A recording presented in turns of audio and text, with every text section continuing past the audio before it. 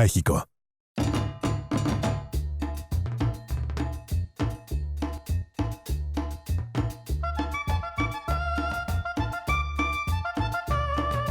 Una cultura vibrante.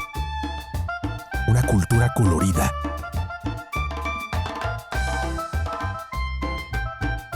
Expresiva. Y tenaz. El trabajo es algo que nos distingue. La relación del mexicano con el trabajo siempre ha estado ahí. Es uno de los pueblos más trabajadores del mundo. Nuestras manos son hábiles y nos hablan de un talento para trabajar dentro de nuestras venas. Y sí, con 2.225 horas promedio trabajadas por año, somos el país donde la gente dedica más tiempo a la labor, en todo el mundo. Entonces, pues vemos esta fuerza, este impulso que está ahí y que también es algo genético, podríamos decir, de los mexicanos.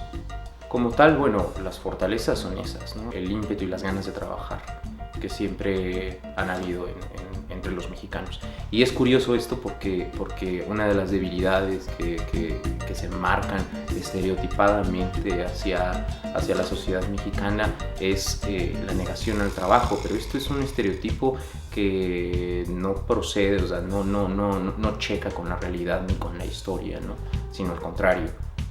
Siempre ha influido esta fortaleza y esta necesidad de trabajar y de trabajar con calidad, ¿no? Somos a veces muy flojos. Entonces, aunque parezca como una dicotomía, hay un buen segmento de gente que hace lo mínimo necesario para mantener su trabajo y luego hay un buen de gente que quiere dar más allá de lo que se le está pidiendo. O sea, el trabajador como fortaleza es muy dedicado, es esforzado, tiene iniciativa y tiene deseos de aprender. En cuanto a las oportunidades, definitivamente tiene que ser sujeto a la disciplina. O sea, la disciplina es básico. Hay una frase que me gusta, dice, la disciplina mata la estrategia. Y con las manos, nos acostumbramos a transformar las cosas que nos rodean.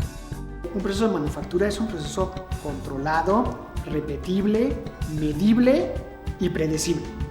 Es decir, ya tienes muchos años haciendo lo que estás haciendo, entiendes muy bien lo que estás haciendo y tienes una capacidad de generar un proceso de manera que te salga siempre igual de bien el producto. Manufacturar es convertir la materia prima en productos y para eso también se requieren las instalaciones, se requieren maquinaria. Siempre hay un buen arreglo que se puede hacer a la mexicana. Bien se dice del ingenio del mexicano y el arte que supone solucionar siempre las cosas de algún modo u otro. Esa terquedad y empuje son básicos para asegurar el funcionamiento de nuestras sociedades. Del trabajo con las manos, pasamos a las máquinas, nuestro alimento más básico. El maíz, supimos adaptar la maquinaria para transformar esto a esto. Esta es la máquina de hacer tortillas. Máquina 100% mexicana, capaz de manufacturar cientos de unidades al día. Pues me considero una persona apta para desarrollar el trabajo. Pues es importante porque es el sustento de mi familia. El grano es el que nos ayuda a formar la tortilla que muchas veces conocemos y consumimos. Llega un proceso de elaboración muy sencilla también, que es hidratarlo. Es cocer el nixtamal y llega a un proceso al cual termina así. Después de aquí pasas a este pequeño lavadero o tarja en el cual se escurre un poco de maíz para lavarlo o enjuagar del cocido.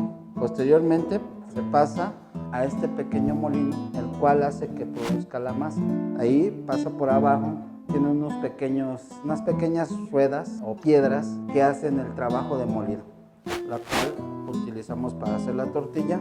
Después de que haya salido ese tipo de proceso de masa, se vierte a esta que se llama batidora, junto con la masa, un pequeño toque de cal, de harina, se bate y sale este proceso que ya tiene dos mezclas, tanto de harina como de masa. La masa se pasa posteriormente a la máquina. Esta es la máquina en la cual producimos la tortilla.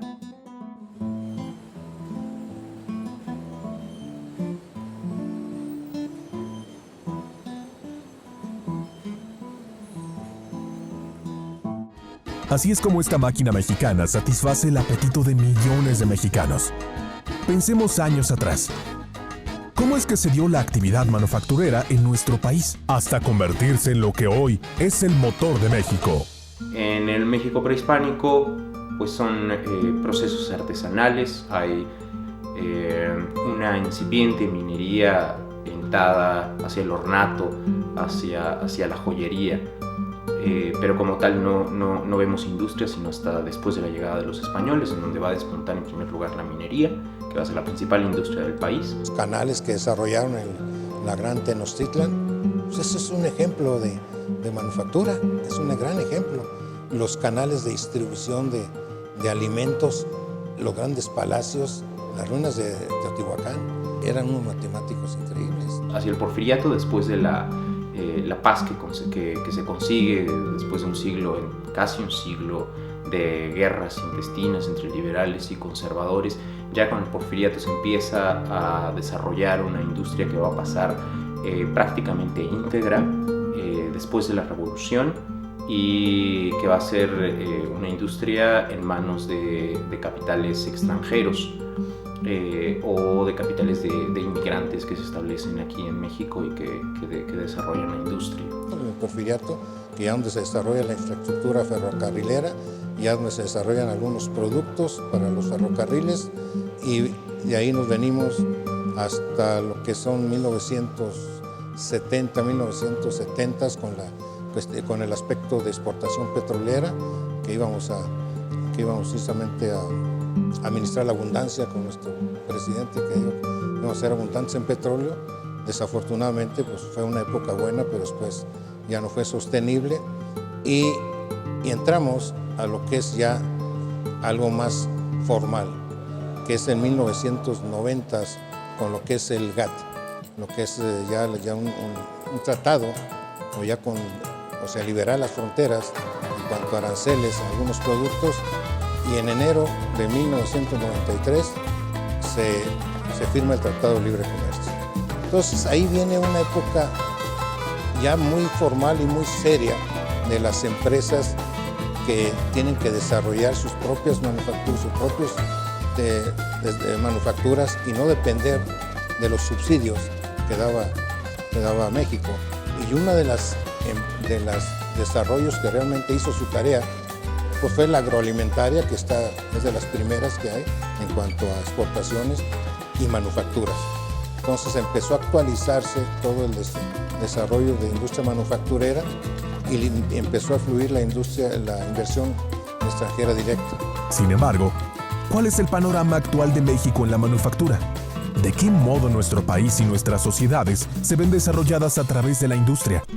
El desarrollo de las ciudades mexicanas está íntimamente ligado al desarrollo de la industria de la manufactura. Es el principal motor económico de las ciudades y entonces tenemos estas grandes armadoras, por ejemplo, que se instalan, estos corredores industriales que se instalan entre ciudades. Tenemos, por ejemplo, pues el caso de Puebla, ¿no? Y cómo el desarrollo de esta ciudad tiene que ver con el desarrollo de la industria automotriz, y lo mismo en el Bajío, en este corredor industrial que va desde San Juan del Río hasta León. Querétaro también históricamente pues ha padecido de agua y ha crecido mucho en los últimos 60 años, tiene una vocación manufacturera de excelencia, y así nos vamos por el corredor de Guanajuato, el corredor de Puebla, que son entidades con vocación manufacturera de excelencia. El caso de la ciudad de Monterrey, ¿no? que se convierte en esta época, en el Porfiriato, en la ciudad más importante del norte, una transformación que sigue teniendo lugar y una importancia y un protagonismo que no ha cambiado, ¿no? Por supuesto, existe esta idea de que entre más hostiles en las condiciones climáticas, hay un mayor desarrollo material debido a que la gente se acostumbra a enfrentar estas circunstancias. ¿Cuáles son los principales sectores a los que pertenece nuestra industria? ¿Cuáles son las principales características que hacen de México un lugar ideal para el establecimiento de la industria manufacturera? Las condiciones geográficas es una gran ventaja. Tenemos al mayor mercado de todo el mundo aquí enfrente. Otra característica son la capacidad o la disponibilidad para desarrollar ingenieros o técnicos. Los jóvenes quieren estudiar ingeniería, cosa que no sucede ya en países desarrollados. Estados Unidos no les interesa a los muchachos estudiar ingeniería. Esa es una gran ventaja, es muy buena ingeniería. No hay esa situación de huelgas permanentes en la industria. Tenemos 40 acuerdos comerciales con muchos países. Es el país que tiene más acuerdos comerciales. En contraparte, 80% de nuestra exportación se va a Estados Unidos. ¿Por qué no, si tenemos tantos acuerdos con otros países, por qué no mirar hacia otros países y empezar a diversificar? ¿Cuál es la derrama económica? El sector manufacturas es el siguiente, 18.5%. Se generan casi 3 millones de empleos. Exclusivamente autos y manufacturas exportamos cerca de 150 mil millones de dólares por año. Y exclusivamente el sector autopartes son 80 mil millones. ¿Cuál es la prospección que se tiene para los años siguientes? La proyección o prospección que se tiene en el sector manufacturero es de crecimiento. Aún con el efecto Trump fue un crecimiento importante del 7% con respecto al año anterior. Fue de los que más crecimos en manufacturas, sobre todo automotrices. Ahorita somos el 7º productor de autos. En el 2020 estamos planeando que seamos el 5º productor. Y en autopartes somos el 5º productor y llegaremos al tercer lugar como productor de autopartes a nivel mundial. México tiene un área de oportunidad muy grande. Se está pensando en el desarrollo de nuevas empresas y de empresas que aseguren el futuro ecológico del país, ¿no? Entonces, pues estas áreas se van a abrir, o se están abriendo ya. Hay bastante oportunidad ahí en cuanto a manufactura. Desafortunadamente, en manufactura pues viene de manus y actus, que dice actuar con la mano, o sea, hacer. Pero ¿dónde está? Queremos migrar a la mente de obra, a la idea, al ingenio, al diseño, a la tecnología, que es lo que tiene más valor agregado. Desarrollar nuestra propia ingeniería. Es así que cuando se habla de México en el ramo industrial, se habla de uno de los países más pujantes. Gracias a una cultura ligada a los procesos manufactureros desde tiempos ancestrales, haciendo de México una real potencia manufacturera.